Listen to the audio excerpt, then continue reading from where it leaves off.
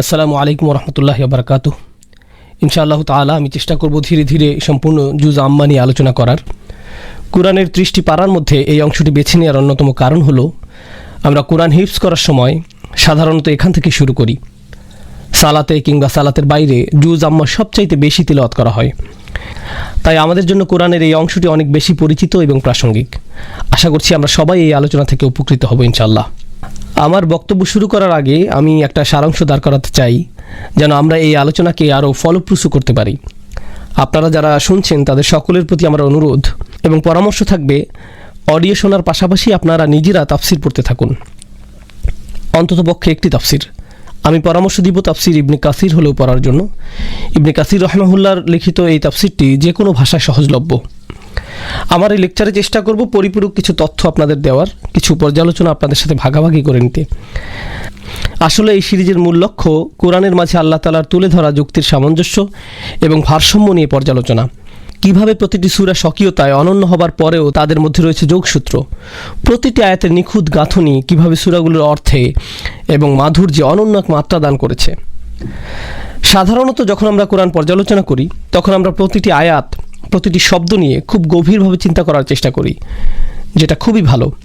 আমরা যখন আলাদা আয়াতের তাফসির এবং প্রতিটি শব্দের উৎস, উৎপত্তি, অর্থ, ব্যাকরণগত আলোচনায় নিমগ্ন হয়ে পড়ি, তখন একটা সমস্যার সৃষ্টি হয়।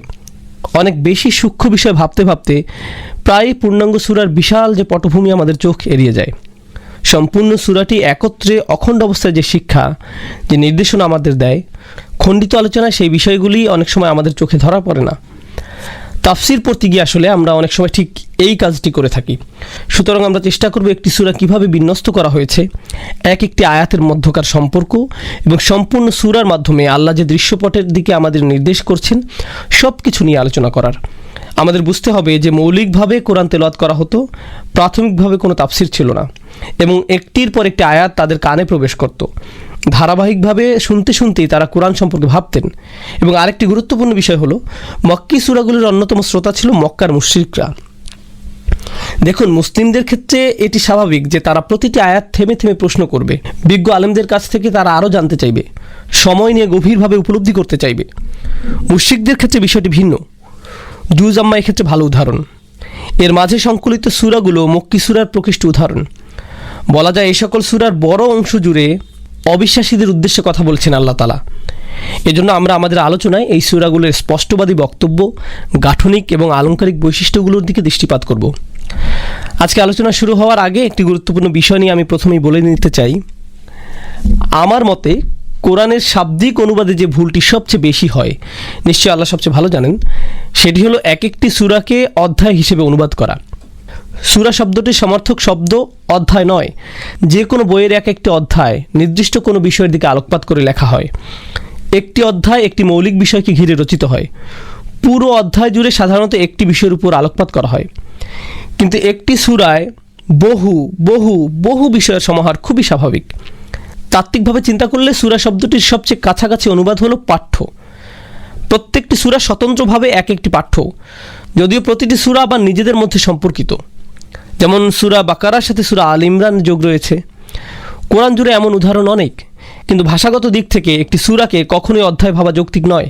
তার একটা কারণ ইতিমধ্যেই আমরা আলোচনা করেছি। একটি সূরায় একাধিক আলোচ্য বিষয় থাকতে পারে। সূরার মধ্যকার বিষয়গুলোর বৈচিত্র্যও এর একটি কারণ। আরেকটি গুরুত্বপূর্ণ কারণ হলো অধ্যায়ের মধ্যে নির্দিষ্ট ক্রম অনুসরণ করার প্রবণতা থাকে।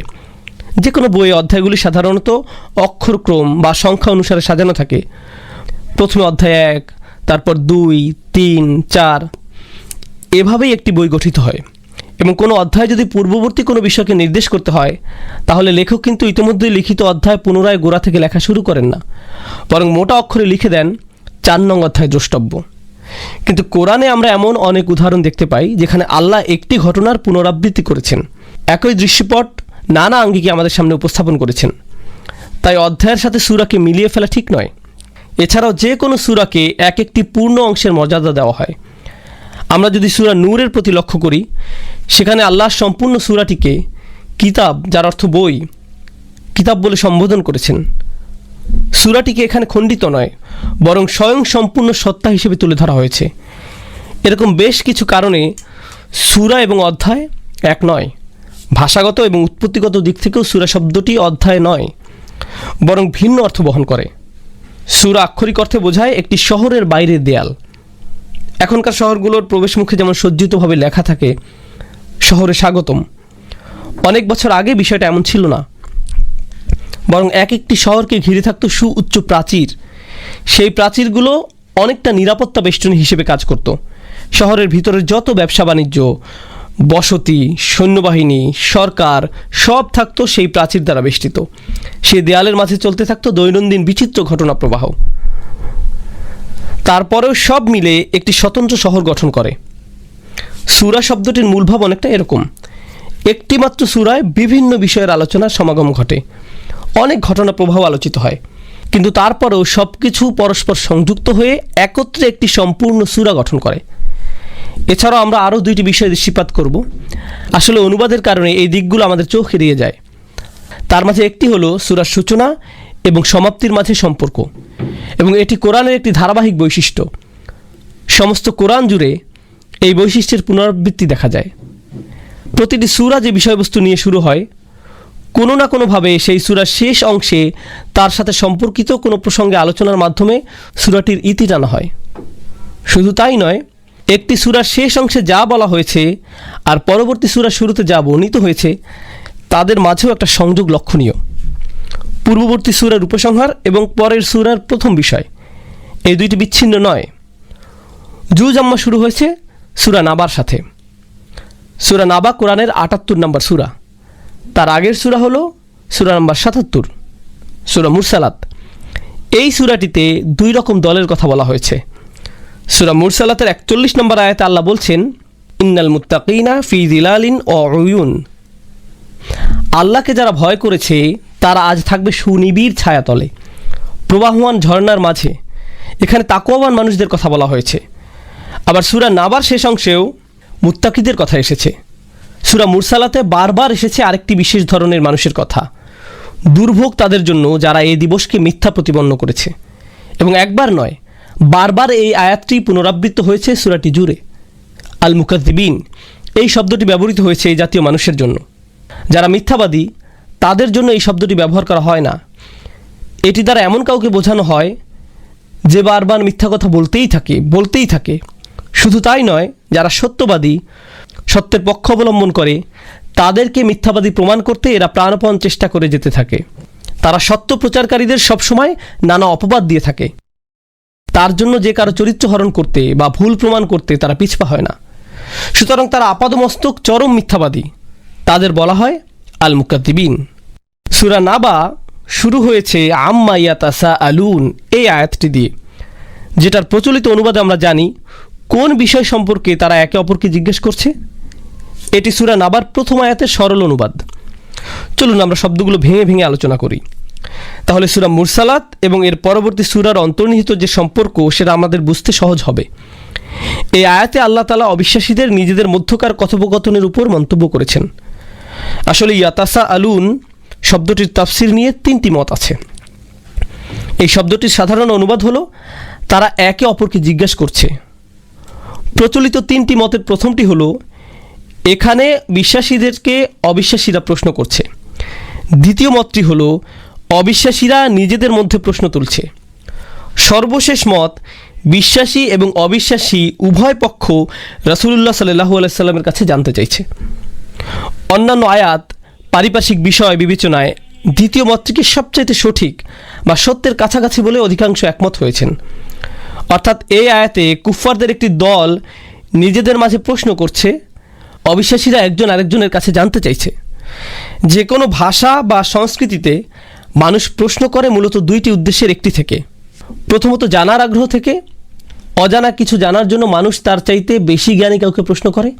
নেহায়েত কৌতূহল থেকে সাধারণত এমন প্রশ্ন করা। অপরদিকে আরেক রকম প্রশ্ন করার মানুষ থাকে অন্য কাউকে অপদস্থ বা ছোট করার জন্য। এখানে আসলে প্রশ্নকর্তা মোটেই জানতে চাইছে না, বরং বাকিদের জানাতে চাইছে যে বিষয়ের সম্পর্কে সে প্রশ্ন করেছে তা সে মোটেও আমলে নেয় না। খোঁচা দেয়া আর ব্যঙ্গ বিদ্রুপ করাই এখানে মুখ্য। পুরো পরিস্থিতিটা একবার কল্পনা করুন। রাসূলুল্লাহ সাল্লাল্লাহু আলাইহি সাল্লাম মানুষের কাছে দাওয়াত দিচ্ছেন, ইসলামের স্মরণ করিয়ে দিচ্ছেন, কিয়ামতের কথা। এমন একদিন আসবে যেদিন এই বিশ্ব চূর্ণ বিচূর্ণ হয়ে যাবে, মৃতরা পুনরায় জীবিত হয়ে যাবে, সমুদ্র প্রচণ্ড তাপে ফুটতে থাকবে। এই ধ্রুব সত্য জানিয়ে তিনি মানুষকে সতর্ক করছেন। এই সব কিছু শোনার পর তাকে ব্যঙ্গ করার জন্য, তাকে সকলের সামনে হাসির পাত্র বানানোর উদ্দেশ্যে অবিশ্বাসীরা নিজেদের মাঝে বলাবলি করছে, তুমি কি জানো সে কী নিয়ে বলছে? না তো, তুমি জানো? না, আমিও এমন উদ্ভট কথা কখনো শুনিনি। এই ধরনের কথা চালাচালির একমাত্র উদ্দেশ্য তাকে হেয় করা, অপমানিত করা। সূরা মুরসালাতে আমরা দেখেছি আল্লাহ বারবার বলেছেন আল মুকাদ্দিবিনের সম্পর্কে। এই ধরনের মিথ্যাচারিতা অর্থাৎ তাকযীবের একটি বহুল প্রচলিত পন্থা হলো যিনি সত্য প্রচার করছেন এবং যে সত্য তিনি প্রচার করছেন সেসব বিষয় নিয়ে হাসি তামাশা করা, গুরুত্বপূর্ণ বিষয় নিয়ে ব্যঙ্গাত্মক প্রশ্ন করে বিষয়টার গুরুত্ব কমানোর চেষ্টা করা, বিচার দিবসে যে কোনো বিবরণ এবং ভয়াবহতা সম্পর্কে যে কোনো আয়াতের বিপরীতে অবিশ্বাসীরা এই ধরনের ব্যঙ্গাত্মক আচরণ করে যাচ্ছিল। যেমন তারা বলতো, আরে তোমার কি মাথা ঠিক আছে? মরে গিয়ে আমরা আবার জীবিত হব, তাই না? আর এই যে বিরাট বিরাট পাহাড়, সেগুলো সব তুলার মতো উঠতে থাকবে, এইসব কথা আমাদের বিশ্বাস করতে বলো? আর কি যেন বলো তোমরা, মাটিতে মিশে যাওয়ার পর আবার কবর থেকে বেরিয়ে আসবো? যত সব বানানো গালগল্প। এভাবে খোঁচা দেওয়ার সুরে তারা কথা বলতো। অবশ্য এমন ভঙ্গিতে কথা বলা আজকের যুগেও অপরিচিত নয়। এখানে একটা বিষয় লক্ষ্য করুন এবং অনুধাবন করার চেষ্টা করুন। তাদের এই জাতীয় কথোপকথন রাসূল সাল্লাল্লাহু আলাইহি সাল্লামের কান পর্যন্ত পৌঁছায়। যারা ইতিমধ্যে বিশ্বাসী এবং দাওয়াতি কাজ করছেন তাদেরও এসবের মুখোমুখি হওয়া লাগতো। কিন্তু এই দুই পক্ষ ছাড়াও আরেক পক্ষ এখানে উপস্থিত, তিনি হলেন আল্লাহ আযজা ওয়া জাল্লা। সমস্ত কথোপকথন তিনি শুরু থেকেই শুনছেন এবং এই সূরার প্রথম আয়াতে আল্লাহ অবিশ্বাসীদের হীন পরিকল্পনার প্রেক্ষিতে তার নিজের বক্তব্য প্রদান করছেন। সুতরাং আমরা এতটুকু বুঝতে পারি যে তাদের এই ব্যঙ্গাত্মক কথোপকথন, খোঁচা দেওয়া আচরণে তারা মূলত স্বয়ং আল্লাহর বাণীকে তুচ্ছ প্রমাণ করার চেষ্টা করছে, যার ফলে আল্লাহ তাদের উপর তীব্র অসন্তুষ্ট হয়েছেন। তিনি নিজেই তাদের এই আচরণকে লক্ষ্য করে সরাসরি আয়াত নাজিল করেছেন। আল্লাহ বলেন, আম্মা ইয়াতাসাআলুন। এই পর্যায়ে আমি অবিশ্বাসীদের প্রশ্নের ধরন সম্পর্কে আবার একটু বলতে চাই। কোরআনের বিভিন্ন অংশে তাদের এ জাতীয় প্রশ্নকে উদ্ধৃত করা হয়েছে। বিচার দিবসের বর্ণনার বিপরীতে তারা বলতো, আমরা কিভাবে বেঁচে উঠব যখন আমাদের হাড়গুলো মাটিতে মিশে যাবে? কিংবা যখন আল্লাহ তাআলা বলেন আলাইহা তিসআতা আশার, জাহান্নামে থাকবে 19 জন প্রহরী, তখন তারা বলে উঠল, মাত্র 19 জন, এ তো কোনো ব্যাপারই না আমাদের জন্য। সুতরাং বোঝাই যাচ্ছে তারা কি ধরনের প্রশ্ন এবং সমালোচনা করতো রাসূলুল্লাহ সাল্লাল্লাহু আলাইহি সাল্লামকে দমিয়ে দেওয়ার জন্য। এবং এই ক্ষেত্রে আরেকটা কথা বলা যায় যে বর্তমানে আমরা দেখি তরুণদের অনেকে বিভিন্ন মিশনারি ওয়েবসাইট, নাস্তিক ব্লগার কিংবা কোনো ধর্মীয় পোস্টের নিচে এসে করা ব্যঙ্গাত্মক কমেন্ট দেখে তাদের অনুসরণ করতে শুরু করে। ইসলামকে ছোট করে বলা এসব কথা আসলে নতুন কিছু নয়। মক্কার কাফিররা এসব কৌশল অনেক আগেই প্রয়োগ করেছে স্বয়ং রাসূলুল্লাহ সাল্লাল্লাহু আলাইহি সাল্লামের উপর। সে যাই হোক, আল্লাহ বলছেন আম্মা ইয়াতাসাআলুন আনিন নাবাইল আযীম। কোন বিষয়ে তারা একে অপরকে প্রশ্ন করছে? এবং আল্লাহ আগের প্রশ্নের সূত্র ধরে আরও বলছেন, তারা কি সেই মহাসংবাদের ব্যাপারে প্রশ্ন করছে? আরবি নাবা শব্দের অর্থ সংবাদ, কিন্তু সংবাদের সমার্থক অন্য আরেকটি শব্দ খবরও ব্যবহৃত হয় আরবিতে। সংবাদ বোঝানোর জন্য নাবা এবং খবর দুইটি শব্দই প্রচলিত। এই দুইটি শব্দ সমার্থক হলেও তাদের ব্যবহারের ক্ষেত্রে ভিন্নতা আছে। প্রথমত, নাবা বলতে বোঝানো হয় বিরাট কোনো সংবাদ, যেটা খবরের চাইতে গুরুত্বপূর্ণ। এই গেল একটা পার্থক্য। সুতরাং আমরা যে কোনো সংবাদের জন্য নাবা ব্যবহার করব না, কোনো বিশেষ ঘটনার প্রেক্ষিতে এটি ব্যবহার করা হবে। যেমন আজকে দোকান 10টায় খুলবে, এটা কোনো নাবা নয়, একে খবর বলা যায়। কিন্তু ধরুন জাতীয় নির্বাচনে কেউ জিতল কিংবা হঠাৎ কোনো যুদ্ধ আরম্ভ হলো, এক্ষেত্রে শব্দটি হবে নাবা। কুরআনে আল্লাহ তাআলা শব্দ দুটিকে এভাবেই গুরুত্বের ভিত্তিতে ব্যবহার করেছেন। খবর শব্দটি কোরআনে 2বার উল্লেখ করা হয়েছে এবং 2বারই একই প্রসঙ্গে এই শব্দের ব্যবহার আমরা দেখি। যখন মূসা আলাইহিস সালাম ধুধু মরুপ্রান্তরে পরিবার নিয়ে পথ চলতে চলতে দূরে আলোর দেখা পেলেন, তখন তিনি বাকি সদস্যদের বললেন, সম্ভবত এর থেকে আমি কোনো খবরের সন্ধান পাব। আতিকুম বিখবরিন, তোমাদের জন্য আমি সেখান থেকে কোনো সংবাদ হয়তো জোগাড় করতে পারবো। কিন্তু তিনি এই কথা বলার সময় জানতেন না ঠিক কোন পরিস্থিতির সম্মুখীন হতে যাচ্ছেন। তবে আশা করছিলেন হয়তো উপকারী কোনো নির্দেশনা সেই আলোর উৎস থেকে পাওয়া যাবে। এরকম একটা প্রসঙ্গে খবর শব্দটি ব্যবহার করা হয়েছে। এক্ষেত্রে তিনি পূর্ববর্তী জাতির সংবাদ সম্পর্কে বলতে নাবা শব্দটি বেছে নিয়েছেন। তবে আশা করছিলেন হয়তো উপকারী কোনো নির্দেশনা সেই আলোর উৎস থেকে পাওয়া যাবে। এরকম একটা প্রসঙ্গে খবর শব্দটি ব্যবহার করা হয়েছে। অপরদিকে যখন আল্লাহ ব্যতীত কোনো জাতির ধ্বংসপ্রাপ্ত হওয়ার কথা বলছেন, তখন তিনি বলছেন নাবা। সেক্ষেত্রে তিনি পূর্ববর্তী জাতির সংবাদ সম্পর্কে বলতে নাবা শব্দটি বেছে নিয়েছেন, কারণ এই সংবাদ কোনো সাধারণ সংবাদ নয়। নাবা আর খবরের মাঝে মূলত এটিই প্রথম পার্থক্য। দ্বিতীয়ত, নাবা বলতে এমন কোনো ঘটনা বা সংবাদকে বোঝানো হয় যা তার শ্রোতার জন্য উপকার বয়ে আনবে। একই সাথে এই সংবাদ যার কানে যাবে সে বিষয়টাকে অগ্রাহ্য করতে পারবে না, এটা তার উপর জোর প্রভাব ফেলবে, যার কারণে শ্রোতাও প্রতিক্রিয়া ব্যক্ত করবে। এমন নয় যে সংবাদটা কেউ শুনে নির্বিকার হয়ে থাকবে, যা করছিল তাই করতে থাকবে। নাবা এমন এক সংবাদ যা শ্রোতার কাছে তাৎক্ষণিক প্রতিক্রিয়া প্রত্যাশা করে। ধরুন কারো বাড়িতে আগুন লাগলো, এই সংবাদ কানে যাওয়া মাত্রই বাড়ির মানুষজন সঙ্গে সঙ্গে পরিস্থিতি নিয়ন্ত্রণে ঝাঁপিয়ে পড়বে, আশেপাশের মানুষদের সতর্ক করবে। তৃতীয়ত, ভাষাগত বিশ্লেষণের আলোকে নাবা বলতে সুস্পষ্ট কোনো ঘটনাকে বোঝানো হয়। এটা কোনো কাল্পনিক অনুভূতি বা তত্ত্বীয় মতবাদ নয় যে পরিস্থিতি ইন্দ্রিয়গ্রাহ্য, দেখা যাবে, অনুভব করা যাবে। নাবা এরকম কোনো ঘটনা সংঘটিত হওয়ার সংবাদ যখন আল্লাহ মৃত্যুর পরের জীবন পুনরুজ্জীবিত হওয়ার কথা বলছেন, তখন নাবা শব্দটি বেছে নিয়ে তিনি এটাও স্পষ্ট করেছেন যে পরবর্তী জীবন কোনো মানসিক অবস্থা নয়, বরং এর বাস্তব অস্তিত্ব আছে। আমাদের প্রকৃত অর্থেই সে সকল অভিজ্ঞতার মধ্য দিয়ে যেতে হবে। অন্য অনেক ধর্মে মৃত্যু পরবর্তী জীবনকে আধ্যাত্মিক পর্যায় হিসেবে উপস্থাপন করা হয়, যেটা পুরোপুরি মানসিক একটি অভিজ্ঞতা। কিন্তু ইসলাম এই ধারণাকে নাকচ করে দেয়। জান্নাত জাহান্নাম কোনো বিমূর্ত ধারণা নয়, প্রত্যেকে নিজের চোখেই এসব কিছুর বাস্তব অস্তিত্ব দেখবে। আমরা আবার আয়াতে ফিরে যাই। আল্লাহ বলছেন আনিন নাবা ইল আযীম, তারা কি সেই বিরাট সংবাদ নিয়ে প্রশ্ন করছে? আমরা আগেই আলোচনা করেছি, অর্থগত দিক থেকে নাবা বলতে এমনিতেই বড় কোনো ঘটনা বোঝায়। এই আয়াতে তার সাথে আরও একটি বিশেষণ যোগ করা হয়েছে, আযীম, যা পরিস্থিতির গুরুত্ব আর মহত্বকে পরিপূর্ণভাবে প্রকাশ করে। তারা কি আসলেই এমন একটা মহাসংবাদ নিয়ে ব্যঙ্গাত্মক প্রশ্ন করছে যে সংবাদে তাদের সম্বিত ফিরে পেয়ে নিজেদের শুদ্ধি নেওয়ার কথা, তার বদলে বিদ্রূপ করছে? এরপর আল্লাহ আরও একটি প্রশ্ন করেন। এখানে জিজ্ঞেস করা সবগুলো প্রশ্নই কিন্তু আলংকারিক প্রশ্ন। আল্লাযী হুম ফীহি মুখতালিফুন। আল্লাযী শব্দটিকে বলা হয় ইসমে সিলা, ইসমে মৌসুল, এবং ব্যাকরণগত দিক থেকে হুম ফীহি মুখতালিফুনকে বলা হয় সিলাতুল মৌসুল, নাবা শব্দটির বিশেষণ। অর্থাৎ তৃতীয় সম্পূর্ণ আয়াতটি আর নাবা শব্দটির একটি বিশেষণ। প্রথম বিশেষণ হলো আল আযীম এবং দ্বিতীয় বিশেষণ হলো আল্লাযী হুম ফীহি মুখতালিফুন, যার একটি সাধারণ অনুবাদ হলো এমন দিন যা নিয়ে তারা নিজেরাই মতবিরোধে লিপ্ত, এমন এক বিষয় যা নিয়ে তারা নিজেরাই একমত হতে পারেনি। কিন্তু আয়াতের গঠনগত কারণে এর মাঝে আরও একটি গুরুত্বপূর্ণ অর্থ আছে, কারণ একে পুরো আয়াতটি একসঙ্গে বিশেষ্য রূপে ব্যবহৃত হয়েছে। আর এই কারণে আমরা বুঝতে পারি আল্লাহ তাআলা এমন কোনো বিষয় নিয়ে বলছেন যা তারা সব সময় করে থাকে। এই মতবিরোধ ক্ষণিকের জন্য নয়। উদাহরণস্বরূপ বলা যায়, এখানে আল্লাহ বলছেন আল্লাযীনা হুম ফীহি মুখতালিফুন, কিন্তু তিনি আল্লাযীনা হুম ফীহি ইয়াখতালিফুন বলেননি। এখানে ইসমে ফাইল ব্যবহৃত হয়েছে।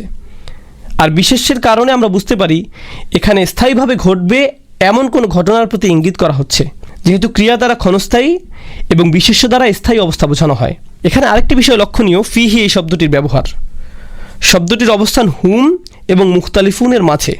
আল্লাযীনা হুম মুখতালিফুন ফীহি এটা কিন্তু বলা হয়নি, অথচ সাধারণ আরবিতে বাক্যটির এমন গঠন হওয়া স্বাভাবিক। ফীহি মুখতালিফুন, যা একটা আকস্মিক ধাক্কা দেয়। এটাকে আসলেই সেই বিষয় যা নিয়ে তারা নিজেরাই নানা মতে বিভক্ত। ইখতিলাফ শব্দটির দুই ধরনের অর্থ হতে পারে। একটি হলো সুস্পষ্ট দ্বিমত, অর্থাৎ তারা আক্ষরিক অর্থেই বিষয়টি নিয়ে নিজেদের মাঝে ভিন্ন মত পোষণ করে। তারা যে শুধু হাসি ঠাট্টা আর ব্যঙ্গাত্মক মন্তব্য করছে তা নয়, এদের প্রত্যেকের আখিরাত সম্পর্কে মন গড়া নিজস্ব মতবাদ রয়েছে।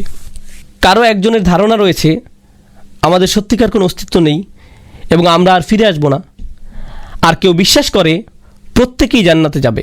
কেউ এমন তত্ত্ব ধারণ করে যে এত বিশাল সীমাহীন সৃষ্টির ক্ষুদ্রাতি ক্ষুদ্র কাজের হিসাব নেওয়া নিতান্তই অসম্ভব।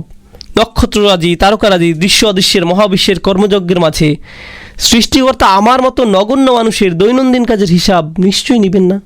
এত সব ঘটনা প্রবাহের উপর কেই বা নজর রাখবে? নিশ্চয়ই এমন কোনো জবাবদিহি করতে হবে না। তিনি আমাদের সবাইকে ছাড় দিবেন। আবার কেউ কেউ বলে, না না, মাআযাল্লাহ, আমরা বিশ্বাস করি তার কন্যা আছে যারা আমাদের খেয়াল রাখবে, তারা আমাদের পাপের পরিবর্তে পুণ্য লিপিবদ্ধ করবে, তাই যত যাই করি না কেন আমাদের কিচ্ছু হবে না। তুমি যেরকম বিপদের ভয় আমাদের দেখাচ্ছ, তেমন অবস্থায় আমরা কখনোই পড়ব না। হ্যাঁ, থাকবে কিছু মানুষ যাদেরকে সাহায্য করার মতো মধ্যবর্তী কেউ নেই, তারা এইসব বিপদে পড়তে পারে, আমরা না। এবং এরকম মানসিকতা শুধু আখিরাত নিয়ে নয়, অনেকে এই জীবনেই লালন করে। কেউ তার নিজের কাজে একেবারেই অযোগ্য, কিন্তু সে অফিসের ম্যানেজারের ভালো বন্ধু। তখন সে আশা করে ম্যানেজার তার অদক্ষতা সত্ত্বেও তাকে কাজে নিয়োগ দেবে। তার ঊর্ধ্বতন কর্তৃপক্ষ যতই অভিযোগ করুক কিছুই হবে না, কারণ দিন শেষে সে তো ম্যানেজারের বন্ধু। বস আর তার মাঝে মধ্যবর্তী হয়ে সব কিছু ম্যানেজারই সামনে নিবে। এই একই ধারণা আখিরাতের বিষয়ে অনেকে লালন করত। আমাকে তো আর আমার কাজের জন্য আল্লাহর মুখোমুখি হতে হবে না, অন্য কেউ আমার হয়ে সব করে দিবে, কারণ আমার এমন মধ্যবর্তী যোগসূত্র আছে। এটাই মূলত তাদের ধারণা, এবং এরকম চিন্তা থেকে শিরকের সূচনা হয়। দায়িত্বজ্ঞান লোপ পায়। যখন আপনি আপনার নিজের কাজের জন্য দায়িত্ব নিতে চান না, তখন সেই দায়িত্ব চাপিয়ে দেওয়ার জন্য এমন কাউকে দরকার যে আপনার হয়ে দায়িত্ব নেবে। মানুষের মানসিকতার মধ্যে এভাবেই শিরক মিশে যায়। যাই হোক, তারা নিজেদের মাঝে এরকম নানা ধরনের ভ্রান্ত মতবাদ নিয়ে দ্বিধাবিভক্ত ছিল। তবে ইখতিলাফের আরও একটি অর্থ আছে, সেটা হলো অন্তর্দ্বন্দ্ব। নিজের ভিতরে পরস্পর বিরোধী মত ধারণ করার ফলে নিজের সাথে নিজেরই মতবিরোধ সৃষ্টি হওয়া। তারা শুধু যে একে অপরের সাথে অমত করছে তাই নয়, তারা নিজেরাও নিজেদের অবস্থান নিয়ে বিভ্রান্ত। ক্ষণে ক্ষণে তারা মত পাল্টে ফেলে। কখনো তারা ভাবে তার ধারণা সঠিক, পরক্ষণেই অন্য কোনো মতবাদের পক্ষে অবস্থান নেয়। তারা নিজেরাই নিশ্চিত না তারা কি ঠিক করছে নাকি ব্যাঠিক করছে। বিষয়টা এরকম নয় যে তারা কোনো নির্দিষ্ট ধারণার উপর অটল থেকে আখিরাতের বিরোধিতা করছে। অসম্ভব। আমরা খুব ভালোভাবে জানি পরকাল বলে কিছুই নেই, কিংবা আমরা একেবারেই নিশ্চিত যে আমাদের কোনো বিচার হবে না। তারা আসলে নিজেরাই বিভ্রান্ত, তাদের নিজেরাই ভুগছে সিদ্ধান্তহীনতায়। এবং এই পুরো চিত্র আল্লাহ আজ্জা জাল্লা তুলে ধরেছেন ইখতিলাফ শব্দের মাধ্যমে। তারপর আল্লাহ বলেন, কাল্লা সায়ালামুন সুম্মা কাল্লা সায়ালামুন। এখানে একই বাক্য দুইবার বলা হয়েছে, এবং ধারণা করা হয় যে এই ধরনের বাক্য বিশেষ উদ্দেশ্যে ব্যবহার করা হয়ে থাকে, যাকে বলা হয় মুবালাগা, যার অর্থ জোর দেয়া, দুইবার বলার মাধ্যমে বিশেষভাবে গুরুত্ব দেয়া। সাধারণ অনুবাদে এই আয়াতের অর্থ দেখে থাকবেন, অতপর না, অচিরেই তারা জানতে পারবে। আমি প্রথমে কাল্লা শব্দটি নিয়ে একটু বলতে চাই, তারপর এর অনুবাদ নিয়ে আলোচনা করব। সিবাওয়াহ সহ কিছু আরবি ব্যাকরণবিদ যারা মূলত বসরা অঞ্চলের অধিবাসী, তাদের মতে এই শব্দটি দ্বারা রাদা এর অর্থ প্রকাশ করা হয়, যার অর্থ থামা। অর্থাৎ এ আয়াতে যেন বলা হয়েছে, যে যাই করছিলে না কেন এক্ষুনি সেসব বন্ধ করো, অচিরেই বুঝতে পারবে সত্যিকার অর্থে কি হবে। এরকম একটি প্রেক্ষাপটে আয়াতটিকে ব্যাখ্যা করছেন অনেক ব্যাকরণবিদ। পরিস্থিতি যেন এমন, তারা তাদের খেয়াল খুশি মতো যা ইচ্ছা বলে যাচ্ছিল। হঠাৎ আল্লাহ বললেন, থামো, খুব তাড়াতাড়ি দেখবে কি ঘটে তোমাদের সাথে। কাল্লা দ্বারা কি বোঝানো হয়েছে, এটা হলো তার একটি ব্যাখ্যা। এছাড়া আরও ব্যাখ্যা রয়েছে। ভাষাগত দিক থেকে অন্য আরেকটি ব্যাখ্যা আরও বেশি জোরদার, যেখানে দেখা হয়েছে কাল্লা শব্দটি বাক্যের কোন জায়গায় ব্যবহার করা হয়েছে। যদি কেউ বলে কাল্লা, তারপর একটু বিরতি দেয় এবং তারপর বলে সাই আলামুন, তাহলে এক রকমের অর্থ দাঁড়ায়। কিন্তু যদি কাল্লা সাই আলামুন একসাথে বলা হয় কোনো রকম বিরতি ছাড়াই, তাহলে সেটা একটা ভিন্ন অর্থ প্রকাশ করে। কেউ যদি বলে কাল্লা, তারপর তেলোয়াতে বিরতি দেয় এবং এরপর বলে সাই আলামুন, সেক্ষেত্রে ব্যাকরণবিদদের দিক থেকে এটা অনুমোদিত। এই দুইটি শব্দের মাঝখানে বিরতি দেওয়া যাবে এবং তখন এর অর্থ দাঁড়াবে, থামো, যে মন গড়া কথাই তোমরা বলছো না কেন সেসব বন্ধ করো। এসব অর্থহীন হাস্যকর কথাবার্তা এখনই বন্ধ করো, খুব তাড়াতাড়ি তোমরা বুঝতে পারবে। অপরপক্ষে যদি কেউ না থেমে টানা পড়ে যায়, যেভাবে কোরআন লিখিত হয়েছে, কোনো রকম দৃশ্যমান বিরতি ছাড়া, সাধারণ ঐক্যমত হলো সেখানে কোনো ওয়াকফ নেই। সেক্ষেত্রে কাল্লা শব্দের অর্থটি হাক্কনের সাথে সম্পর্কিত, যার অর্থ সত্যিকারভাবেই, সত্যিকার অর্থেই তোমরা বুঝতে পারবে। বাংলায় যেমন আমরা বলে থাকি না, এবার সমস্যায় পড়বে মনে হচ্ছে। এই বাক্যে কিন্তু না বলার মাধ্যমে কাউকে মানা করা হচ্ছে না, এর অর্থ হলো সত্যিই সমস্যায় পড়বে। এখানে না বলতে নেতিবাচক না বুঝিয়ে বরং অবস্থাটা যে আসলেই ভয়াবহ সেটা বোঝানো হচ্ছে। আমরা ব্যবহার করছি না, কিন্তু সেটাকে না অর্থে ব্যবহার করছি না। সত্যিকার অর্থে অবস্থাটা কীরকম হবে সেটা জোর দিয়ে বর্ণনা করছি। এজন্য বলছি না। এর দ্বারা ধ্রুপদী আরবিতেও কাল্লা শব্দটি এভাবেই ব্যবহৃত হয়েছে। সত্যিকার অর্থে অবস্থাটা কীরকম হবে সেটা জোর দিয়ে বর্ণনা করছি এই না এর দ্বারা। ধ্রুপদী আরবিতেও কাল্লা শব্দটি এভাবেই ব্যবহৃত হয়ে এসেছে। তাই এখানে কাল্লা সে আলামুন মানে দাঁড়াচ্ছে না না, আসলে বাস্তবতা হলো খুব দ্রুতই তারা বুঝতে পারবে। পরের আয়াত সুম্মা কাল্লা সে আলামুন, না না, বরং বাস্তবতা হলো তারা খুব তাড়াতাড়ি বুঝতে পারবে। সাওফা শব্দের সংক্ষিপ্ত রূপ হলো সা। এখানে এই শব্দটি ব্যবহার করা হয়েছে যার অর্থ যা আসছে সেটা খুব বেশি নিকটবর্তী, এবং আল্লাহ সুবহানাহু ওয়া তাআলা এখানে সিন ব্যবহার করার মাধ্যমে নিশ্চিত করছেন যেন আমরা সময়ের স্বল্পতাটি অনুভব করতে পারি। এবং সূরার শেষে বলছেন ইন্না আনজারনাকুম আযাবান করিবা, তোমাদের আমরা সতর্ক করছি খুব নিকটবর্তী শাস্তির। সিনের ব্যবহার এবং শেষ আয়াতে করিবা শব্দের ব্যবহার স্পষ্ট করে তুলে ধরছে যে সেই সময়টি ঘনিয়ে আসছে, খুব দ্রুত ঘনিয়ে আসছে। এখন আমরা আলোচনা করব পরপর দুইটি আয়াতে একই শব্দাংশের পুনরাবৃত্তি সম্পর্কে। কাল্লা সে আলামুন, সুম্মা কাল্লা সে আলামুন। একটি মত যা আমাদের আগে আলোচনা করা বিষয়বস্তুর সাথে মিলে, সেটা হলো ব্যাকরণবিদদের মতে এটি তাকরিল লিল মুবালাগা। এখানে বিষয়টির ব্যাপ্তি বোঝানোর জন্য অতিরিক্ত জোর দিয়েছেন, বিষয়টাকে বড় করে দেখানোর জন্য এবং আল্লাহর রাগ এবং ক্রোধকে প্রকাশ করার জন্য এখানে পুনরাবৃত্তি ব্যবহার করা হয়েছে। আমরা অনেক সময় সাধারণভাবে কথা বলার সময় এই পদ্ধতিটি অনুসরণ করে থাকি। আমি কিন্তু তোমাকে ছাড় দিব না, আমি তোমাকে ছাড় দিবই না। অনেক বেশি রাগের মাথায় আমরা এরকম কথা বলে থাকি। অথবা যদি কেউ খুব দুশ্চিন্তায় কিংবা চাপের মধ্যে থাকে, তখন শুধু বলে না দাঁড়াও, তখন সে বলে দাঁড়াও দাঁড়াও। আমরা দুইবার বলি যে কোনো ভাষাতে, এবং ধ্রুপদী আরবিতেও এটা একটা সাধারণ প্রকাশভঙ্গি। রাগ, দুশ্চিন্তা, সংঘাত, যে কোনো রকমের আবেগের তীব্রতা বোঝাতে আমরা একই বাক্য বা শব্দ বারংবার বলে থাকি। তো এটা হলো একটা প্রচলিত মত এই আয়াত দুটি সম্পর্কে। অন্য আরেকটি মত আছে যেটা অনেক মুফাসসিরগণ গ্রহণ করেছেন, এবং সেটা এখানে অনেক বেশি সামঞ্জস্যপূর্ণ এবং কোরআনের অন্যান্য অংশের সাথে অনেক বেশি মানানসই। কোরআনে সতর্ক করার সময় সব সময় দুইটি বিষয়কে সবচেয়ে বেশি প্রাধান্য দেওয়া হয়েছে। একটি হলো পুনরুত্থান দিবস আল কিয়ামা, এবং আরেকটি হলো জাহান্নামের আগুনের ভয়াবহতা, এবং তারা একটি আরেকটির সাথে সম্পর্কিত। সুতরাং এক কথায় বলা যায় কোরআনের দুটি প্রধান সতর্কবার্তা হলো আল কিয়ামা এবং জাহান্নামের আগুন। কোরআনে এই দুইটি বিষয় নিয়ে অসংখ্য বর্ণনা পাওয়া যায়। এ কারণে মুফাসসিরদের মতে প্রথমবার যখন বলা হয়েছে তোমরা শীঘ্রই বুঝতে পারবে, তখন নির্দেশ করা হয়েছে প্রথম সতর্কবাণী অর্থাৎ আল কিয়ামার দিকে, আর দ্বিতীয়বার বলার মাধ্যমে ইঙ্গিত করা হয়েছে জাহান্নামের আগুনের দিকে। সুতরাং প্রথমবার তারা খুব ভালোভাবে বুঝতে পারবে কতটা ভুল এবং ব্যঙ্গাত্মক কথাবার্তা বলছে কিয়ামত সম্পর্কে, যখন তারা সত্যি সত্যি কিয়ামতের দিন পুনরুত্থিত হবে। আর দ্বিতীয়বারের মতো তারা একই বিষয়টি পুনরায় উপলব্ধি করবে যখন জাহান্নামের আগুনের মুখোমুখি হবে। এভাবে দুইবার তাদের মন গড়া অনুমান মিথ্যা প্রমাণিত হবে।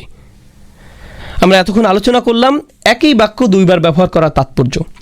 এই সংক্রান্ত সর্বশেষ আলোচনায় আমরা কথা বলবো একটি প্রচলিত আরবি বাক্য নিয়ে, যার অর্থ যে মৃত্যুবরণ করেছে তার কিয়ামত ইতিমধ্যেই শুরু হয়ে গিয়েছে। যার দুনিয়ার জীবন শেষ হয়ে গেছে, কিয়ামত পর্যন্ত পৌঁছাতে তার কিয়ামতের আলামত দেখার জন্য অপেক্ষা করা লাগবে না। সূর্য পশ্চিম দিকে ওঠার জন্য কিংবা সকল চিহ্নগুলো প্রকাশিত হওয়া তার জন্য অর্থহীন, কারণ তার কর্মফলে ইতিমধ্যে সে পৌঁছে গেছে। মৃত্যুর সাথে সাথে সে মৃত্যু পরবর্তী জীবনের ভয়াবহতা সম্পর্কে ধারণা পেয়ে গেছে। হযরত আলী রাদিয়াল্লাহু তাআলা আনহু বলছেন, জীবিত অবস্থায় মানুষ আসলে ঘুমিয়ে থাকে, মৃত্যুর মাধ্যমে সে জেগে ওঠে। বিষয়টা অনেকটা এরকম যে মানুষটা মৃত্যুর সাথে সাথে সম্বিত ফিরে পায়, সত্যিকারের বাস্তবতা সম্পর্কে। এখন আমরা এই সূরার প্রথম অংশের উপর একসাথে আলোকপাত করব। আম্মা ইয়াতাসাআলুন আনিন নাবাইল আযীম আল্লাযী হুম ফীহি মুখতালিফুন কাল্লা সায়ালামুন সুম্মা কাল্লা সায়ালামুন। আরেকটু গভীরে যাওয়ার আগে আমরা একটা গুরুত্বপূর্ণ বিষয় নিয়ে কথা বলবো। সেটা হলো কোরআনের আয়াতগুলোর মধ্যকার ছন্দ। প্রথম আয়াত আম্মা ইয়াতাসাআলুন এবং এরপর আনিন নাবাইল আযীম, এই আয়াত দুটির শেষ অংশে ছন্দ কেটে যাচ্ছে। এরপর আল্লাযী হুম ফীহি মুখতালিফুন কাল্লা সায়ালামুন সুম্মা কাল্লা সায়ালামুন, এই তিনটি আয়াত প্রথম আয়াতের সাথে একই ছন্দে মিলে যায়, শুধুমাত্র দ্বিতীয় আয়াতটি ছাড়া। এবং আমরা যদি দ্বিতীয় আয়াতটা ব্যাকরণের দিক থেকে চিন্তা করি তাহলে দেখব যে এই আয়াতটি তার পরবর্তী আয়াতের সাথে সম্পর্কিত, অর্থাৎ দুটি আয়াতকে একটি বাক্য হিসেবে গণ্য করা যায়। আনিন নাবাইল আযীমিল্লাযী হুম ফীহি মুখতালিফুন, পুরোটা একটা বাক্য। এবং দ্বিতীয় আয়াতটি যে নিজে স্বয়ংসম্পূর্ণ বাক্য নয়, সেটি আরও সুস্পষ্টভাবে বোঝানোর জন্য এখানে ছন্দপতন করা হয়েছে। আল আযীম শব্দে বিরতি দেওয়ার কারণে বাক্যের পরবর্তী অংশ থেকে প্রথম অংশটি বিচ্ছিন্ন হয়ে গেছে। কোরআনের অসংখ্য অসাধারণ বৈশিষ্ট্যের মধ্যে একটি হলো একই রকমের ছন্দে ছন্দবদ্ধ আয়াতগুলো একসাথে একটি সম্পূর্ণ অনুচ্ছেদকে বোঝায়। তাহলে দেখুন প্রথম 5টি আয়াত, আম্মা ইয়াতাসাআলুন আনিন নাবাইল আযীমিল্লাযী হুম ফীহি মুখতালিফুন কাল্লা সায়ালামুন সুম্মা কাল্লা সায়ালামুন। শুধু শুনুন, আলাম নাজআলিল আরদা মিহাদা ওয়াল জিবালা আওতাদা ওয়া খালাকনাকুম আজওয়াজা ওয়া জাআলনা নাওমাকুম সুবাতা। লক্ষ্য করুন এই পুরো অংশটাতে নতুন একটি ছন্দের অন্তমিল। এবং আরও একটা বিষয় লক্ষ্য করবেন, যখন আপনারা এর অর্থের দিকে নজর দিবেন দেখবেন এই নতুন ছন্দের অংশটুকু পুরোটা একটা নতুন অর্থ বহন করে। আগেরগুলোর সাথেও এই আয়াতগুলো সম্পর্কিত, কিন্তু পরবর্তী আয়াতগুলোর নিজেদের মধ্যে নিজস্ব অর্থগত সামঞ্জস্য রয়েছে। যেহেতু আমরা এই সূরাটির অন্তর্নিহিত তাৎপর্যকে ভালোভাবে উপলব্ধি করার চেষ্টা করছি, সেক্ষেত্রে আমাদের আরও একটি বিষয় মাথায় রাখতে হবে, সেটা হলো ইন্তিফাদ। বক্তব্যের মাঝে একটি বিষয় থাকে, একেবারে ভিন্ন আরেকটি বিষয়ে চলে যাওয়া, এমনভাবে বিষয় পরিবর্তন করা যাতে করে নতুন বক্তব্যটা প্রায় অপ্রাসঙ্গিক বলে মনে হয়। উদাহরণস্বরূপ, আলাম নাজআলিল আরদা মিহাদা, প্রচলিত অর্থ হলো আমি কি জমিনকে শয্যা বানাইনি, জমিনকে কি আমি সমতল পৃষ্ঠরূপে সৃষ্টি করিনি। মিহাদ শব্দটির সাথে সম্পর্কিত আরেকটা শব্দ হলো মাহাদ। মাহাদ শব্দের অর্থ ছোট শিশুদের দোলনা। এই শব্দটিকে মায়ের গর্ভ হিসেবে ব্যবহার করা হয়। মাহাদ দ্বারা এমন একটি দোলনা বোঝায় যা ছোট শিশুদের জন্য আরামদায়ক। আল্লাহ বলছেন, ভূপৃষ্ঠকে কি আমি এমনভাবে সৃষ্টি করিনি যাতে করে সেটা তোমাদের জন্য আরামদায়ক হয়। প্রাচীন আরবিতে মিহাদ শব্দটি বিছানা অর্থ ব্যবহৃত হয়। সুতরাং এটি এমন একটি জায়গা যেখানে কেউ বিশ্রাম নিতে পারে, যেখানে প্রশান্তি অনুভব হয়। সুতরাং পরবর্তী এ সকল আয়াতে দেখতে পাচ্ছি এখানে আল্লাহর নিয়ামতগুলো সম্পর্কে বলা হয়েছে। আল্লাহর অনুগ্রহ যে আমাদেরকে অষ্টপৃষ্ঠে জড়িয়ে রেখেছে সে কথাই বারবার বলা হচ্ছে এই আয়াতগুলোতে। কিন্তু পুনরুত্থান কিংবা কিয়ামতের সাথে এই নিয়ামতের বর্ণনা কিভাবে সামঞ্জস্যপূর্ণ, কিংবা তাদের যে ব্যঙ্গাত্মক মন্তব্যের বিপরীতে আল্লাহ কথা বলছেন তার সাথেই বা এর সম্পর্ক কী? দেখুন, তাদের সব রকমের ব্যঙ্গাত্মক মন্তব্য এবং কথাবার্তার মূল সারাংশ এটাই যে কিয়ামতের যে ভয়াবহতা তুলে ধরা হয়েছে তাদের সামনে, সেটা বাস্তবে ঘটা তাদের মতে নিতান্তই অসম্ভব। মৃত্যুর পরের জীবন, চন্দ্র সূর্যের সংঘর্ষ, পুরো পৃথিবী বিস্ফোরিত হওয়া, তাদের ভাষ্যমতে এসব বাস্তবে ঘটতেই পারে না। এরকম অকল্পনীয় বিশাল ঘটনা কেউ কখনো ঘটতে দেখেনি। অভাবনীয় প্রকাণ্ড সব ঘটনাবলী বাস্তবায়ন করার মতো সামর্থ্যবান ক্ষমতাশালী কেই বা আছে?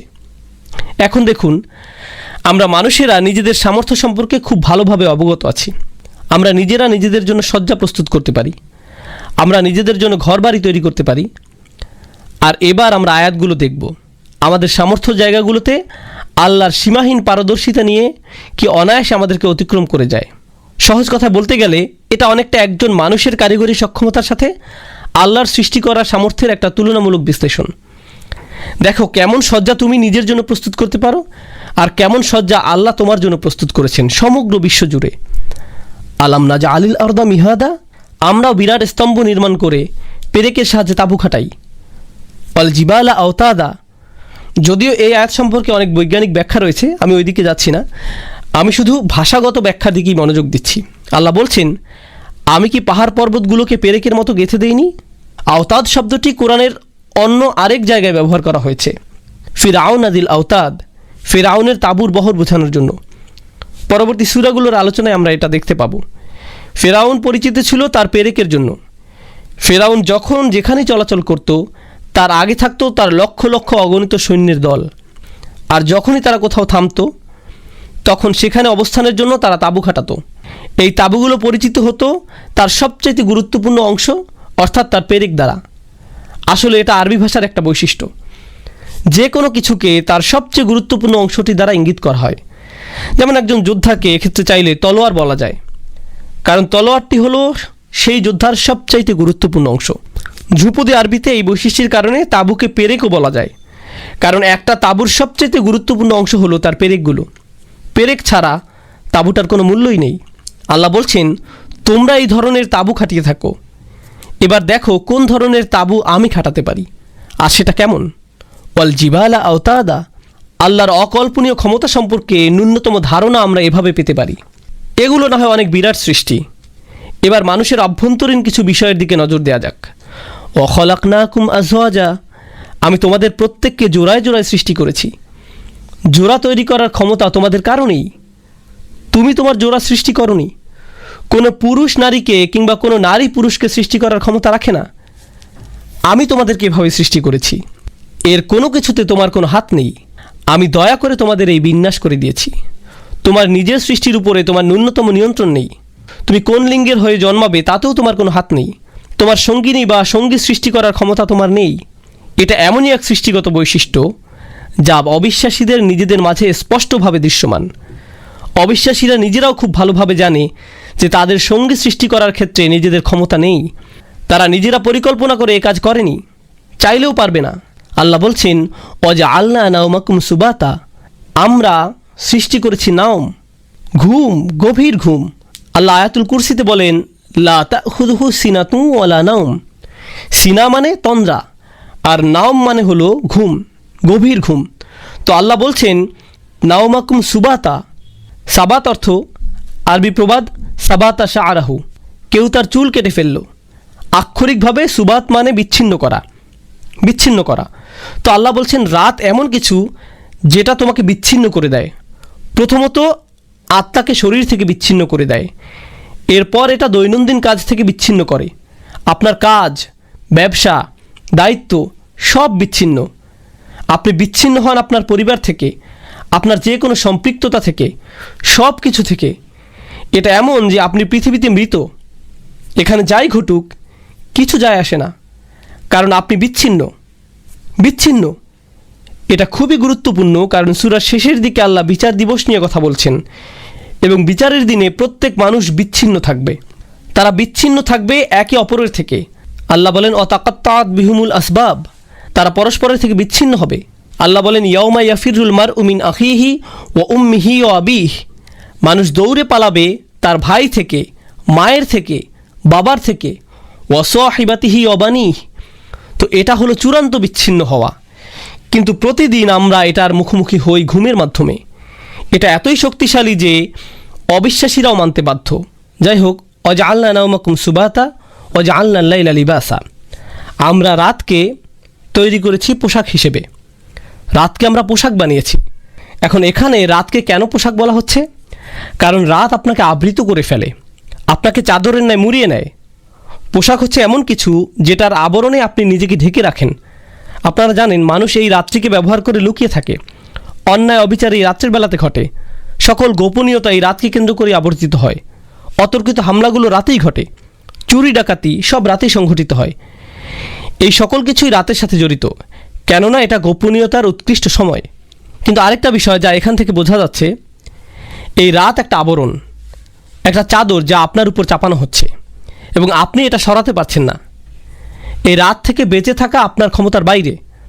আপনি এই ঘরের আলো জ্বালিয়ে দিতে পারেন, আপনি এই ঘরে আলো জ্বালিয়ে দিতে পারেন, কিন্তু তার মানে রাত থেকে মুক্ত হয়ে যাচ্ছেন এমন না। এই রাত সকলকে পরাজিত করে, ঠিক যেমন দিনও সকলকে পরাজিত করে। তো আল্লাহ আজ্জা জাল্লা এই রাতকে আপনার উপর প্রকট করেছেন, অর্থাৎ এটা আল্লাহর অসংখ্য সৃষ্টির মধ্যে আরও একটি সৃষ্টি যা পৃথিবীতে সকল সৃষ্টিকে পরাভূত করে। এই রাত্রি ওয়াজআলনা আল-লাইলা লিবাসা ওয়াজআলনা আন-নাহারা মাআশা, আর আমরা দিনকে করেছি। এখানে মাস শব্দটি জরফে জামান হতে পারে, কিংবা অ্যাডভার্ব হতে পারে, কিংবা সময় বা স্থান বোঝানো কোনো বিশেষ্য। আক্ষরিকভাবে এখানে সময়, অথবা এটা ইনফিনিটিভ হতে পারে, যেটাকে আরবিতে বলে মাসদার। এবং এর দ্বারা আয়াতে কী বোঝায় সেটা আমরা সামনে আলোচনা করব। ওয়াজআলনা আন-নাহারা মাআশা, আর আমরা উজ্জ্বল দিন বা সকালের সময়কে জীবিকার মাধ্যম বা জীবিকার সময় বানিয়েছি। মাস বলতে এই দুটোর দিকে ইঙ্গিত করা হয়েছে। দিনের সময়টাতেই মানুষ তার জীবিকা উপার্জন করে থাকে, আর এটা বিশেষভাবে মরুভূমির ক্ষেত্রে সত্য, কেননা মরুভূমিতে খুবই কম জায়গা আছে যেখানে চাষবাস করা যায়, এবং সেখান থেকেই পুরো অঞ্চলের মানুষদের খাবারের ব্যবস্থা হয়। এই খাবার উৎপাদিত হবে না যদি না সেটা সূর্যের আলো সঠিকভাবে পায়। অর্থাৎ দিনের সময়টা হচ্ছে মাধ্যম যখন জীবনের সঞ্চার হয়, আর সাথে এটা হচ্ছে এমন সময় যখন ব্যবসা বাণিজ্য করা হয়, সাথে সকল কাজকর্ম করা হয়, দিনের বেলাতে এগুলো হয়। এমনকি বর্তমানের এই আধুনিক যুগেও স্টক মার্কেট সকালবেলাতেই শুরু হয়, রাতে বন্ধ হয়। সাধারণত আপনি যদি কোনো চাকরিতে ঢোকেন, সেটা সকালে শিফটেই হয়, রাতে না। বেশিরভাগ মানুষ সকালেই কাজ করে। তো এটাই হচ্ছে সময় যখন মানুষদের জীবিকা উপার্জন ঘটে থাকে এবং মাসের ব্যবস্থা হয়ে থাকে, জীবনযাত্রার মাধ্যম। পরিশেষে আল্লাহ বলছেন, ওয়াবানাইনা ফাওকাকুম সাবআন শিদাদা, আর আমরা নির্মাণ করেছি, তৈরি করেছি তোমাদের উপর সাবআন শিদাদা। এখানে ফাওকাকুম আপনারা যদি অন্য আয়াতগুলোতে লক্ষ্য করেন, যেগুলো মাত্র আসলো, সবগুলোতেই কিছু আভাস ছিল সরাসরি না থাকলেও পরোক্ষভাবে মানুষদের উদ্দেশ্য করে। ওয়াজআলনাল লাইলা লিবাসা, আমরা রাতকে বানিয়েছি আবরণ। কাদের জন্য? আমাদের জন্য। দিনকে বানিয়েছি জীবিকা উপার্জনের জন্য। কাদের জন্য? আমাদের জন্য। তো এগুলোতে সর্বদাই আমাদের দিকে ইঙ্গিত করা হয়েছে, সাথে আমাদের দুর্বলতা, হীনতা স্পষ্ট করা হয়েছে আল্লাহর সৃষ্টিসমূহের সামনে, এবং আল্লাহর অন্য সকল সৃষ্টির নিকট আমরা কতটা নির্ভরশীল সেটা। তো আবারও আল্লাহ এখানে বলছেন না অবানাইনা সাবান শিদাদা, আমরা 7টি প্রগাঢ় আসমান নির্মাণ করেছি, 7টি ক্ষমতাবান ত্রুটিহীন ঊর্ধ্বালোক তৈরি করেছি, না। কিন্তু তিনি এখানে যুক্ত করেছেন ফাওকাকুম, আমরা তোমাদের উপর নির্মাণ করেছি। আর এই বিনা, এই নির্মাণ কৌশল, নির্মাণের আইডিয়া যদি মানুষের ক্ষমতার সাথে তুলনা করা হয়, আমরা মানুষরাও নির্মাণ করি, তো তুলনা করে দেখুন, মানুষরা সর্বোচ্চ যা নির্মাণ করতে পারে আর আল্লাহ যা করছেন সাবআন শিদাদা। সুবহানাল্লাহ। লক্ষ্য করুন, প্রতিনিয়ত আমাদেরকে আমাদের অবস্থান স্মরণ করানো হচ্ছে। এই আলোচনা যুক্তিগুলোর পিছনে মূল লক্ষ্য মানুষকে তার অবস্থান স্মরণ করানো। তোমাদের যোগ্যতা নেই যে তোমরা পরকালের ব্যাপারে এমন মন্তব্য করো। তোমাদের ক্ষমতা সম্পর্কে তোমাদের ধারণা থাকা উচিত। তোমরা কতটুকু দুর্বল, কতটা তুচ্ছ সেটা তোমাদের বোঝা উচিত। অবানাইনা ফাওকাকুম সাবআন শিদাদা, আর যথারীতি এর উপর ওয়াজআলনা সিরাজা ওয়াহাজা, এবং তারপর আমরা স্থাপিত করেছি সিরাজ। সিরাজ আরবিতে রূপকার্থে ব্যবহৃত হয়। এর দ্বারা সকল কিছু যা আলোর নিঃসরণ ঘটায় তা বোঝায়, অথবা যা জ্বলে। কিন্তু কোরআনে সর্বদাই এর দ্বারা সূর্যকে বোঝানো হয়েছে। এর পরের শব্দটাতে আমরা ইসমে মুবালাগার প্রয়োগ দেখতে পাই, ওয়াহাজা। ওয়াহাজ শব্দটি এসেছে ওয়াহাজা ইয়াহাজু ওয়াহাজুন থেকে, যেটার ভিত্তিগত অর্থ দ্বারা এমন কিছু যেটা অসাধারণ কিংবা উদ্দীপ্ত। এর সাথে যুক্ত হলো ওয়াহাজ, যেটা আরবিতে সেই রূপ যেটা কিনা শব্দের অতিশায়ন ঘটায়, অর্থাৎ অস্বাভাবিকভাবে উদ্দীপ্তময় অসাধারণ প্রদীপ আমরা তোমাদের জন্য স্থাপন করেছি। তো দুনিয়াতে তোমরা যত প্রকার বাতি জ্বালাতে পারো, যত প্রকারের ঝাড়বাতি তৈরি করতে পারো, সেগুলোর তুলনায় আল্লাহ তাআলার এই সৃষ্টি কেমন? আবারও এর দ্বারা জানান দেয়া হচ্ছে মানুষের ক্ষমতাহীন অবস্থা। একই সময়ে আল্লাহ সুবহানাহু ওয়া তাআলার সৃষ্টিশীল ক্ষমতার রূপ। ওয়া আনজালনা মিনাল মুসিরাতি মাআন সাজ্জাজা, একটি চমৎকার আয়াত যা আল্লাহর সৃষ্টিশীল নৈপুণ্যের প্রকাশ ঘটাচ্ছে। তিনি বলছেন, আমরা পাঠিয়েছি মিনাল মুসিরাত। আসারা শব্দটি আরবিতে, অথবা ইয়াসার যেটা মাজদার, এর অর্থ হচ্ছে চাপ দিয়ে নিঃশেষিত করা, শক্ত মুষ্টিতে নিংড়ানো। একটা মত অনুযায়ী এর দ্বারা বাতাসকে বোঝানো হচ্ছে। বাতাস বহমান হয়, তারপর তা মেঘদের চাপ দিয়ে নিংড়িয়ে নেয়, এবং এরপর মেঘ থেকে পাওয়া যায় বৃষ্টি। তো এখানে একটা চিত্র উপস্থাপিত হলো, বাতাসের সবশেষ মেঘদের নিংড়িয়ে দেয়া। ইয়াসার শব্দটি ক্লাসিক্যাল আরবিতে ব্যবহৃত হয় এমন একটি কাপড়কে বোঝাতে যেটা পুরোপুরি ভেজা। আপনি সেটাকে নিংড়ালে, চাপ দিলে পানি বের হয়।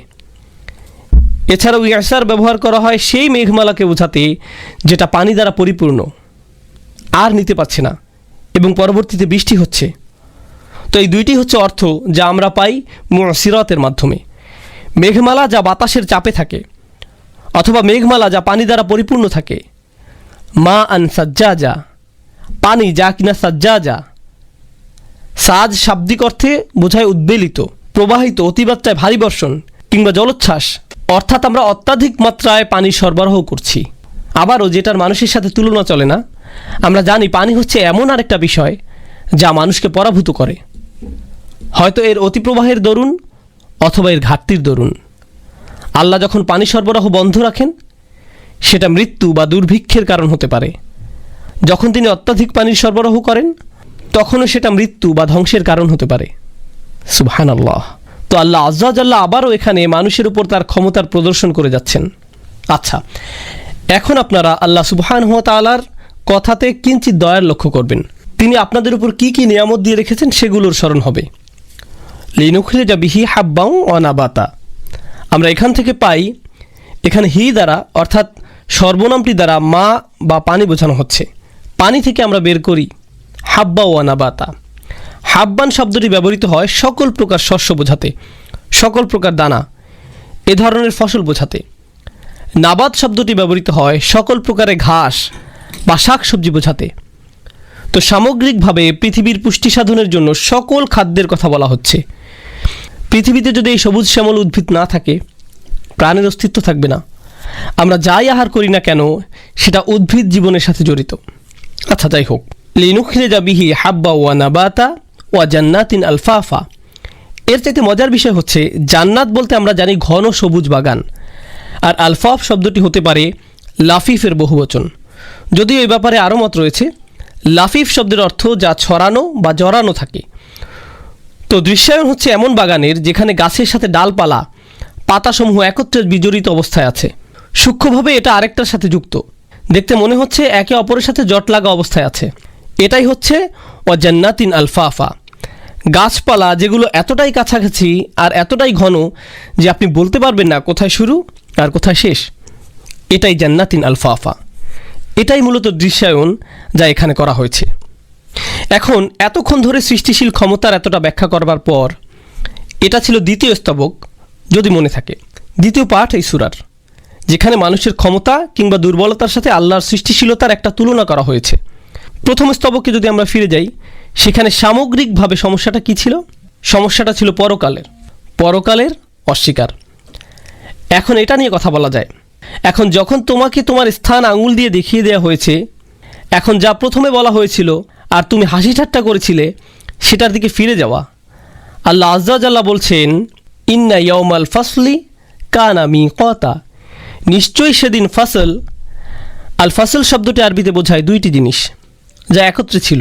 এটা নিয়ে তাদের এমনভাবে আলাদা করা যাতে তারা পরিষ্কারভাবে একে অপরের থেকে দূরে সরে যায়। আর এটা বিচার দিবসের একটা বিবরণ। আলেমগণ বলে থাকেন, এই দিবসকে আলাদা হওয়ার দিন বা স্পষ্টভাবে চিহ্নিত হওয়ার দিন বলা হয়, কেননা এই দিন সত্যকে মিথ্যা থেকে আলাদা করা হবে। আর দুনিয়াতে মানুষ অল্প কিছু সত্যি বলে থাকে, কিন্তু তার সাথে ঢের মিথ্যা মিশিয়ে উপস্থাপন করে। মুশরিকরাও এমন করেছিল। এমন না যে তারা আল্লাহতে বিশ্বাস করেনি, তারা আল্লাহতে বিশ্বাস করেছে, কিন্তু সাথে অন্যদের উপাসনাও করেছে। তো পৃথিবীতে যারা খারাপ করে তারা সাথে ভালো কিছুর নজির উপস্থাপন করে। তারা ভালোর সাথে খারাপের মিশ্রণ ঘটায়, সত্যকে মিথ্যার সাথে মিশিয়ে ফেলে।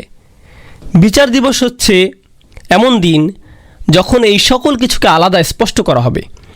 মানুষকে তার মিথ্যা থেকে আলাদা করা হবে, প্রার্থনাকারীদেরকে তাদের মিথ্যা উপাস্যদের থেকে বিচ্ছিন্ন করা হবে, তাদের উপর যে ভরসা করেছিল সেটাও, অত্যাচারী শাসককে তার ক্ষমতা থেকে দূরে নেওয়া হবে।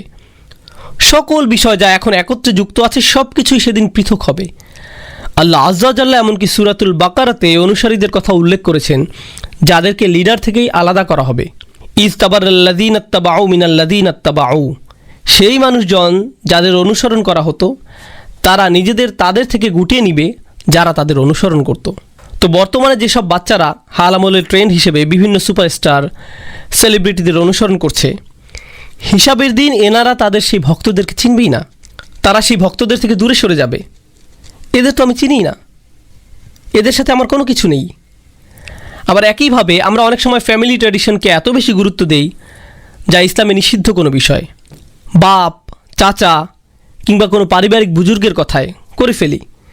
বিচারের দিন এই আঙ্কেল আন্টিও যার কথায় আমি সুদ নিয়েছি, অশালীন পার্টি আয়োজন করেছি, অসৎ ব্যবসায় অংশ নিয়েছি, আমাদের থেকে সরে যাবে, সরাসরি অস্বীকার করবে, বলবে আমরা তো এর কিছুই জানি না। যাই হোক, ইন্না ইয়াউমাল ফাসলি কানা মিকাতা, এই ফাসল বা পৃথক করার দিনের একেবারে সর্বোচ্চ চিত্রায়ন যেটা আল্লাহ আজ্জা জাল্লা করেছেন, এই দিনে মা তার সন্তান থেকে পৃথক হবে। এটাই সম্ভবত সবচেয়ে স্পষ্ট বিবরণ যা আল্লাহ তাআলা এই ফাসল বোঝাতে ব্যবহার করেছেন। আল্লাহ আমাদের এই দিনের ভয়াবহতা থেকে রক্ষা করুন। যেহেতু আমাদের সময় হচ্ছে, এই আয়াত নিয়ে আর সামান্য কিছু কথা বলে আমি শেষ করছি বিইজনিল্লাহ। আল্লাহ এই আয়াতে বলছেন, ইন্না ইয়াউমাল ফাসলি কানা মিকাতা, বিচ্ছিন্ন করার এই দিন স্পষ্টভাবে চিহ্নিত করার এই দিন, দুটো বিষয়কে পৃথক করার এই দিবস ইতিমধ্যে নির্দিষ্ট হয়ে গেছে। মিকত হচ্ছে যেটাকে জারফে জামান বলা হয়, এই নির্ধারিত সময়। এটা আশারই ছিল, এক সময় যেটা হতোই, এই সময়টা আঘাত হানতই। আপনি যদি এখন সকল জিনিসগুলোর দিকে লক্ষ্য করেন যেগুলোর বিষয়ে আল্লাহ আজ্জাজাল্লাহ এখানে কথা বলছেন, জোড়ায় জোড়ায় সৃষ্টি, গাছপালা বৃদ্ধি, সূর্য, রাত ও দিন, এই সকল কিছু যেগুলোর নির্দিষ্ট সময় আছে, যাদের জন্য সুনির্দিষ্ট সময় বরাদ্দ আছে, একইভাবে আমাদের জীবনেরও একটা জোড়া আছে। কিছু না কিছুর সাথে এটি বন্ধনে আবদ্ধ। কিসের সাথে আমাদের জীবনের জোর? এটির জোর হচ্ছে পরকালের সাথে, যার জন্য এটা একটা নির্দিষ্ট সময় আছে। যেভাবে আপনি কোনো ঋতুর পরিবর্তন আশা করেন, অথবা দুপুরের পর রাতের আশা করেন, রাতের পর সকালের আশা করেন, একইভাবে মাথায় রাখেন যে এটিও নির্দিষ্ট করা আছে এবং এটিই ঘটবে, অপরিবর্তনীয়। ধীরে ধীরে আমরা সেদিকেই এগোচ্ছি, আপনি সেটা পছন্দ করেন বা না করেন। একইভাবে বিষয়টি আরেকটি জায়গাতে বর্ণিত হয়েছে, শীঘ্রই যেটা নিয়ে আমরা আলোচনা করব ইনশাআল্লাহ তাআলা। ইয়া আইয়ুহাল ইনসান ইন্নাকা কাদিহুন ইলা রব্বিকা কাদহান ফামুলাকিহ। আরে মানুষ, তুমি একটু ভেবে দেখো, তুমি দিনে দিনে তোমার রবের নিকট এগিয়ে যাচ্ছ।